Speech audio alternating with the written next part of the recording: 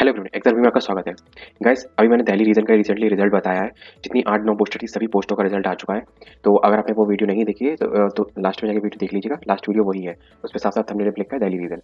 ठीक है? तो और दूसरी मैं एक चीज़ बता दूँ, और भी पोस्ट को और की मतलब और भी रीजन्स की आई है, तो वो ज़्यादा थी इकट्ठी, तो इसलिए मैंने उसको एक में बना दिया। अब नेक्स्ट इस वीडियो में बताने जा रहा हूँ बिहार रीजन्स की। बिहार रीजन, कानपुर रीजन और ऑफ दिल्ली रीजन और रीजनल ऑफिस। ठीक है? या फिर जो भी कुछ अपडेट है, ठीक है? 2-3 जगह का है। तो चलिए मैं बिहार रीजन से शुरू करता हूँ। है ना? जैसे कि बिहार रीजन में यहाँ पे कौन-कौन सेलेक्ट हुआ है, ठीक है? बिहार रीजन में जैसे कि आप देख सकते हो, ऑडियो मेट्रिक में कोई भी नहीं हुआ है, टेक्नीशियन में कोई भी नहीं हुआ है, डेंटल टेक्नीशियन में ईसीजी में भी कोई नहीं हुआ है, जूनियर रेडियोग्राफर में भी कोई भी नहीं हुआ है, ठीक है?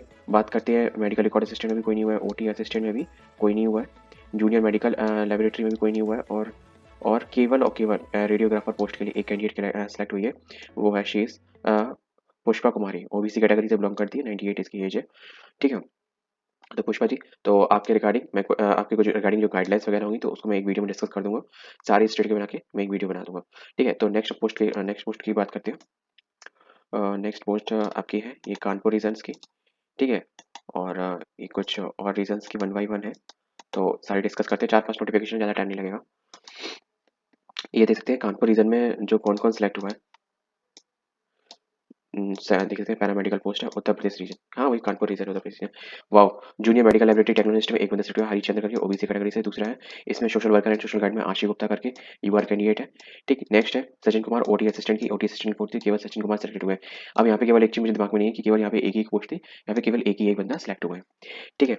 अब बात करते हैं नेक्स्ट पोस्ट को, किसका रिजल्ट आया है। ये रिजल्ट आया है, किसका है ये? जूनियर रेडियोग्राफर एंड रेडियोग्राफर की पोस्ट है। किस रीजन का है? ये दिल्ली एनसीआर रीजन का है ना? जैसे कि मैंने अभी बताया था, पर ये एक अपडेट और आई है। तो जैसे ही अपडेट आई है तो आपको बताना बहुत इंपॉर्टेंट है।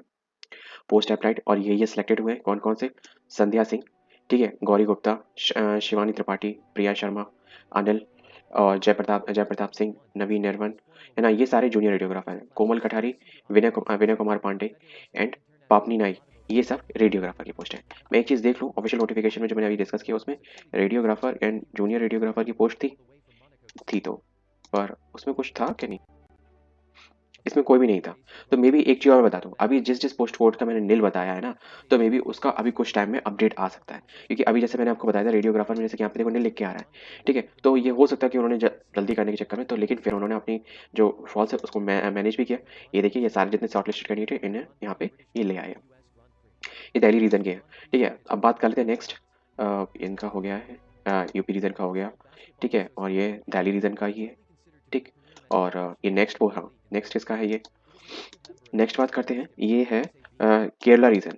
तो these are the result for the Kerala region candidate, है ना? For no one selected for junior radiographer, no one for OT assistant, no one for pharmacist Ayurveda, ठीक है? Next, no one selected for pharmacist homeopathy, ठीक है? तो no one declaration for the required to no, ठीक है?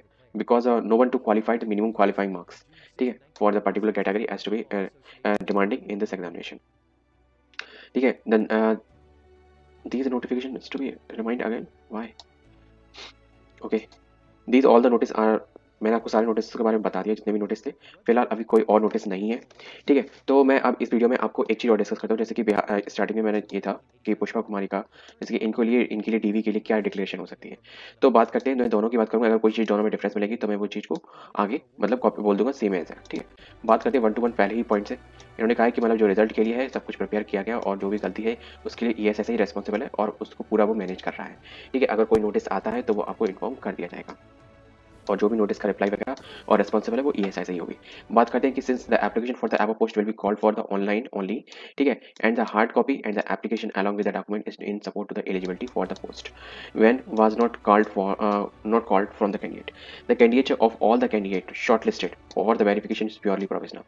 देखो, अभी जितने बच्चों का अभी ऊपर आया है ना, यहाँ तो केवल एक कैंडिडेट का आया, उसकी बात अलग है। अगर ये कैंडिडेट जैसे रेडियोग्राफर है, अब रेडियस में चाहे डिग्री मांगी गई है या डिप्लोमा मांगा गया है, अगर डिप्लोमा के साथ अगर एक्सपीरियंस मांगा गया है और इस कैंडिडेट के पास अगर वो नहीं है, तो ये आफ्टर डीवी में रिजेक्ट हो जाएगी, ठीक है? और अगर जो चीज़ मांगी गई है वो एलिजिबिलिटी है, मतलब जैसे कि रेडियोग्राफर का डिप्लोमा डिग्री जो भी मांगी गई और वो उसके पास है, तो ये सिलेक्टेड पक्का, कोई से नहीं रोकेगा। और जैसे कि इसने ओबीसी कैटेगरी से बिलोंग किया है, तो प्लीज़ अपना क्रूशियल डेट मतलब 1 अप्रैल 2023 से लेके 31 मार्च 2024 के बीच में, या फिर अभी तक का लेटेस्ट जो भी आपके पास सर्टिफिकेट हो इस 1 साल तक, ठीक है? पिछले साल पर 1 अप्रैल से लेके अभी तक का, तो वो आपको लेके आना है, ठीक है? ओबीसी के लिए।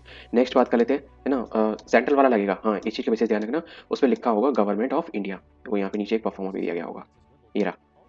ओबीसी गवर्नमेंट ऑफ इंडिया लिखेगा for the applying for the appointment of the post under the government of India. Next बात करते हैं, ठीक है, और आपके जितने भी सपोर्टेड डॉक्यूमेंट है उसके साथ साथ जो आपका एप्लीकेशन फॉर्म है वो भी लग सकता है, ठीक है, जैसे कि hard copy of the application along with the document in the supported for the eligibility of the post. तो इस चीज़ का विचार रखें, आपके एसेंशियल क्वालिफिकेशन, एक्सपीरियंस और रिजर्वेशन जो भी आप ले रहे हो, तो उसके सारी फुलफिलमेंट जो भी डॉक्यूमेंट है वो आपके पास होनी चाहिए, ठीक है। शॉर्टलिस्ट कैंडिडेट के लिए the verification must B bring all the original document in support for the eligibility for the above post at the time of the verification. Verification time आपके सारे डॉक्यूमेंट आपके ओरिजिनल होने चाहिए। अगर आप किसी सर्विस वगैरह से कर रहे हो और जैसे कि आपने वहाँ से एनओसी ली होगी ऑब्वियसली, तो आपको वो एनओसी सर्टिफिकेट भी सबमिट करना पड़ेगा at the time of verification. ये चीज़ का बता दें, चाहे गवर्नमेंट सर्विस हो जाए ईएसआई एम्प्लॉय हो, ठीक है। नेक्स्ट बात करते हैं, candidate for shortlisted for the verification must be ensure that then belong to the sub category and category as mention in the result. मतलब कहने का मतलब है जो भी कैटेगरी आपने क्लेम करी है आप उसी से बिलोंग करते हो और उसका आपके पास प्रॉपर सर्टिफिकेट वगैरह सब कुछ होना चाहिए, ठीक है। नेक्स्ट आपके लिए क्या है, ओबीसी कैटेगरी जो गाइडलाइन थी गवर्नमेंट ऑफ इंडिया वाला, ठीक है, लेटेस्ट फॉर्मेट मैंने आपको बताई थी वो सब चाहिए और लेटेस्ट चाहिए, ठीक है। लेटेस्ट का जो मैंने आपको जो डेडलाइन बता दिया, टाइम पीरियड बता दिया, 1 अप्रैल 2023 के बाद वाला, अभी तक का कभी भी चलेगा, ठीक है, ये चीज़ का विशेष ध्यान रखना।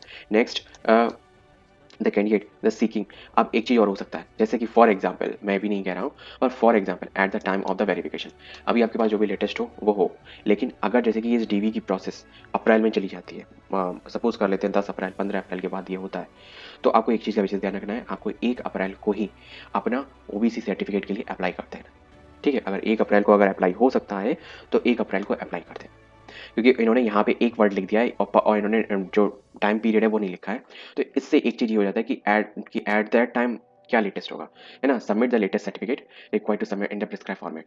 तो अगर आप बनवा सकें या अप्लाई कर लें जो आपके पास अभी करंट हो वो ले जाए, पर अगर जैसे कि 1 अप्रैल जो आने वाली है, तो अगर उसके बाद होता है तो लेटेस्ट अप्लाई भी कर देना, ठीक है। ये मेरे को दिमाग में अभी आई क्योंकि बार-बार लेटेस्ट क्यों नहीं दिया, क्योंकि पहले जो भी डीवी आई तो उनमें उन्होंने क्रूशियल टाइम और ईयर दे रखा था, पर लेटेस्ट का मतलब ये हो जाता है अगर फॉर एग्जांपल आपका डीवी 1 महीने बाद होता है, 1 महीना 40 दिन 50 दिन बाद होता है, तो लेटेस्ट हो सकता है उस ईयर का ही माना जाए, ठीक है, क्योंकि वो लेटेस्ट तो तब उसकी डेट के डिपेंड करता है ना।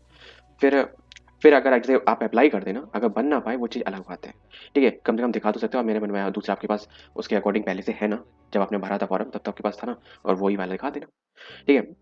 The candidate seeking the age election of the government of India and the government employee and ESSI employee has to produce the service certificate। देखो फॉर एग्जांपल आपने जैसे कि अपना एज इलेक्शन लिया है गवर्नमेंट एम्प्लॉय और ईएसएसआई एम्प्लॉय, बहुत से मैंने देखा है दिल्ली में, बहुत से जितने फार्मेसी सेक्टर में उसमें लगभग बहुत से कैंडिडेट को देखा है उसमें लिखा हुआ है ईडब्ल्यूएस एक्स सर्विसमैन या फिर मतलब गवर्नमेंट एम्प्लॉय ऐसे करके लिखा हुआ है, ईएसएसआई एम्प्लॉय भी एक दो है, ठीक है, तो ऐसा कुछ लिखा हुआ, तो उनके लिए ही ये चीज़ है। और मतलब इसमें तो आपका जैसे कि इस कैंडिडेट का नहीं है, इस कैंडिडेट का नॉर्मल है, बट जिनका भी होगा तो उसको आपको जैसे सर्विस बुक होती है तो उसका मानव संपदा पोर्टल से पीडीएफ डाउनलोड करके वो आपको वहाँ सबमिट करनी पड़ेगी एट अ डीवी टाइम, ठीक है। तो बस यही अभी आपके लिए डिक्लेरेशन है। ऑफिशियल टीवी लेटर आपके लिए, उसके लिए स्पेशल लिंक जारी होगा, ये अपने तब तक डॉक्यूमेंट वगैरह अपने सब ओके रख लें, ठीक, अगर कोई भी डॉक्यूमेंट में इशू वगैरह हो तो अभी आप प्रिपेयर हो जाए उसके लिए, ठीक है, तो वो चीज़ मैंने आपको बता दी।